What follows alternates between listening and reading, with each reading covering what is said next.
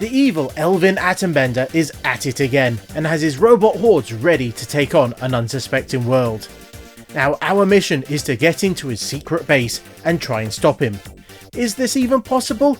Well, the game's name might make you think it's not, as it's the Impossible Mission 2025. And welcome to Goldfish on Games. Impossible Mission 2025 Special Edition was developed and published by Micropose in 1994 for the CD32, AGA and original Amigas.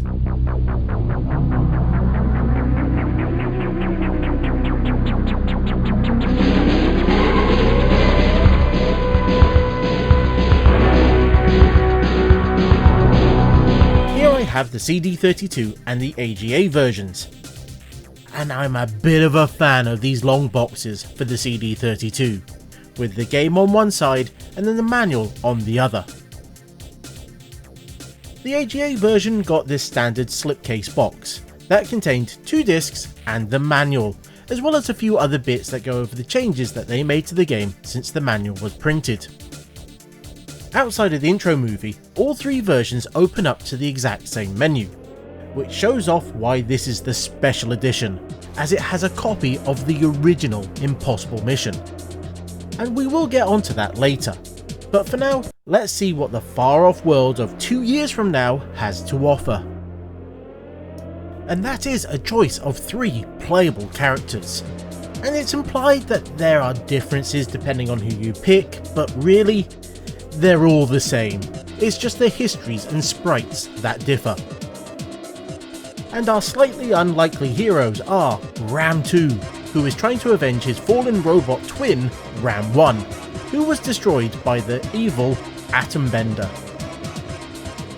Tasha, who seems to be an international gymnast, and also happens to be a brilliant cyberneticist.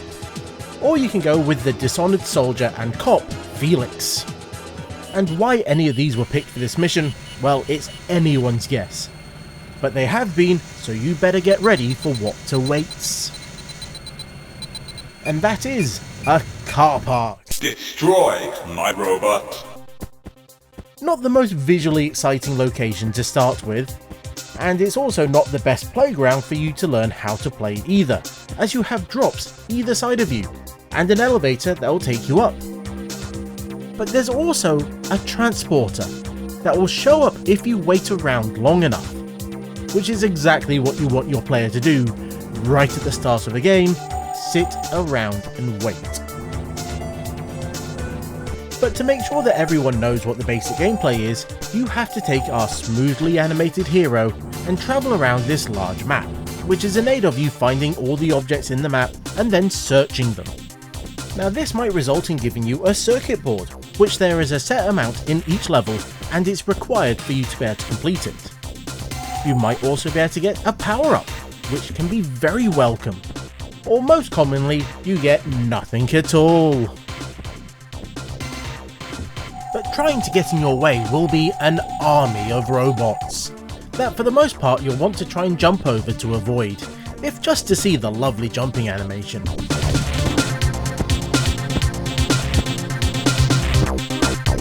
But also, you can't always outrun them. Some of them are faster than you. Now you could use the various lifts and platforms that are dotted around the level, but you need to make sure that it will clear them in time, as they don't travel all that quickly. Also along the way, you will stumble across some terminals. Now these have a range of features, but for now the important one that I want you to know about is the fact that they act as a restart point. So if, or more likely when you die, you'll respawn back at the last terminal that was used.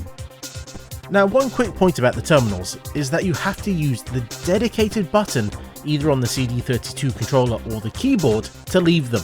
You can't just get out using the regular action button. The game, much like the original version, is time-based rather than lives. So not only do you need to be quick, but you also want to avoid deaths as much as possible, as these carry an additional time penalty, on top of having to get back to where you were when you died. And this time persists between the levels as well as the areas in the game, and there are a number of them, as we start off in the car park,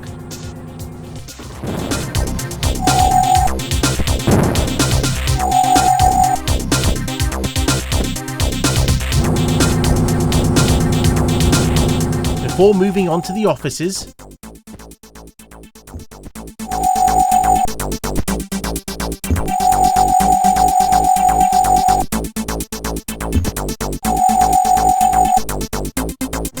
which then weirdly leads us onto the industrial zone,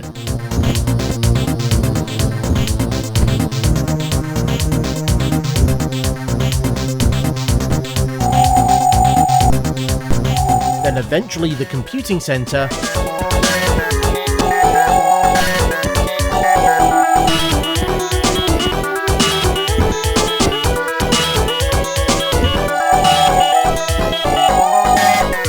and finally the construction area.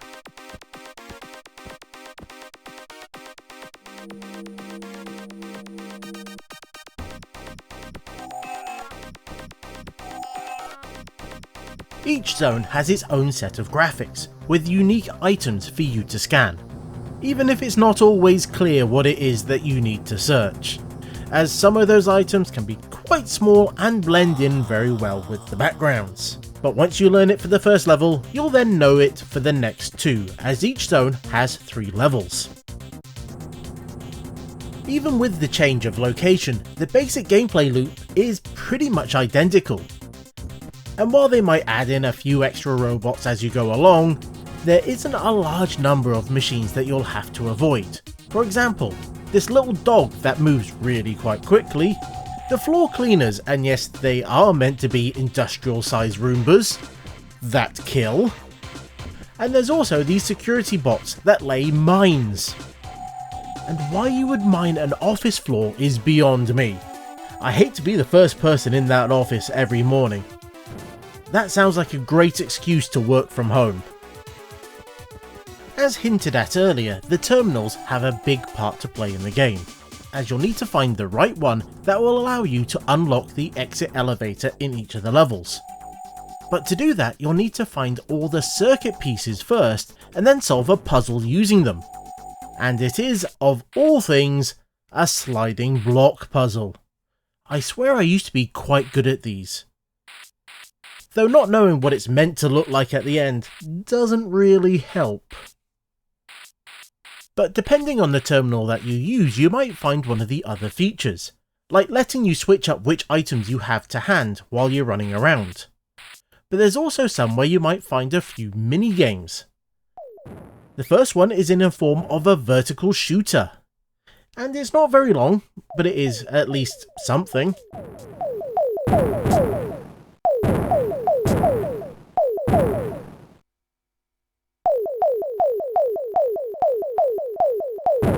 As the other one is a memory game. Oh joy. For winning these, you'll get the choice of either a power-up from a very limited selection, or a hint about a circuit piece. So on your first few playthroughs, those minigames might be quite useful for you, but they do use up your time, so on later ones you might want to avoid them. And this is because the levels turn out to be quite static, as in the location of every single power-up, puzzle piece and terminal has been preset, meaning that you can learn the level and then plan your route that you need to take. This was different to the original game, and I guess makes this the perfect time to check it out. Another visitor. Stay a while. Stay forever. Now this version of Impossible Mission was actually written from scratch, as all the original source materials for the game was lost in an earthquake, and they decided to use the original C64 version as their base. Now it's a bit of a shame that they didn't use the SMS version, as I do think that looks and sounds the best, but I also get why they made this choice. Now one of the things that made the Impossible Mission so cool was that even though the room designs were predefined, the layout of the overall world with how everything connected was different every single time, as it was randomly generated. And I think even the locations of the puzzle pieces were different in the rooms as well. So every time you played the game, it would be different. And that does mean that you'll have to search everything to find those puzzle pieces. And unsurprisingly, that made the game quite hard. Harder in some versions, as I think they broke the algorithm, which meant that some of the puzzle pieces never showed up. But in this version, I've been assured that everything is correct. The robots here are also far more aggressive than what we see in 2025, as they have laser attacks and some of them do feel quite random. It also has a very limited number of power-ups, so when you had them, they were very important. Now the Amiga did get the very purple Impossible Mission 2, but this was the first time the original classic had hit the machine, which also means it's the only one that has all 3 games in the trilogy. It was in the idea of wanting to reboot this classic that 2025 was born, as they wanted to try and take that original game and make it bigger and better. And in one area that they actually succeeded was in the power-ups. Now some are similar to what we saw before, like being able to reset lifts or being able to pause the robots. But now we have a one-shot gun that we can use to take out most of the robots. Although it is best to pick your targets, as some will just keep randomly spawning in, so something like the mine layer tends to be a good choice. You can also attract lifts that might be on the wrong floor, but one of the more useful ones is an auto solver, so you don't have to deal with that stupid sliding block puzzle. And don't think you can just stockpile these up, as they get reset between the levels. But I think everyone's favourite has to be the jetpack. Now it might have quite limited fuel, but it does allow you to fly around and you can shoot at the other robots, so it is really quite nice. They really should have made an entire level around this, or at least done more with it. Amazingly, even though this ended up being an Amiga exclusive game, it's technically a port, as originally it was made for the Mega Drive and Super Nintendo. But outside the magazine articles and screenshots and interviews with the creators, these never came out. It's in these interviews that we find out that Microprose were trying to get on that reboot bandwagon that had proved to be quite popular, and they thought it would be a great way to get into the console market, as that's something that they hadn't really cracked before. And they were really quite late, but they decided to task a small development team to get a game turned around in a very short period of time. And amazingly, they did that, with the Genesis and SNES versions being fully complete and ready to go. But things were scuppered at the last moment by the fact that they didn't have the cash to put up the minimum orders for the carts. So a hastily ported Amiga version was made, as that was cheaper and easier to get to market, and thus be able to recoup some of their development costs. Now the quick development time was reflected in the review scores, as it got middling numbers from the magazines at the time, and I feel that that is quite fair, as even the developers thought that they didn't quite recreate the magic of the original games, and it having those completely fixed level designs was a bit of a step back, as it turned it into, well, more of a memory game of just repeating the levels until you work out the fastest route, than the exploratory nature that was the original. Now amazingly, this might actually make it a really good speedrun game, if anyone really wanted to take up that mantle. Now one area that the game differed depending on the platform was the boss fight at the end. Both have you fighting against Atom Bender in a mech suit, but on the CD32 he's walking around while having this very slow cursor that you use to try and shoot him, between him raising and lowering his shield and you having to do the same.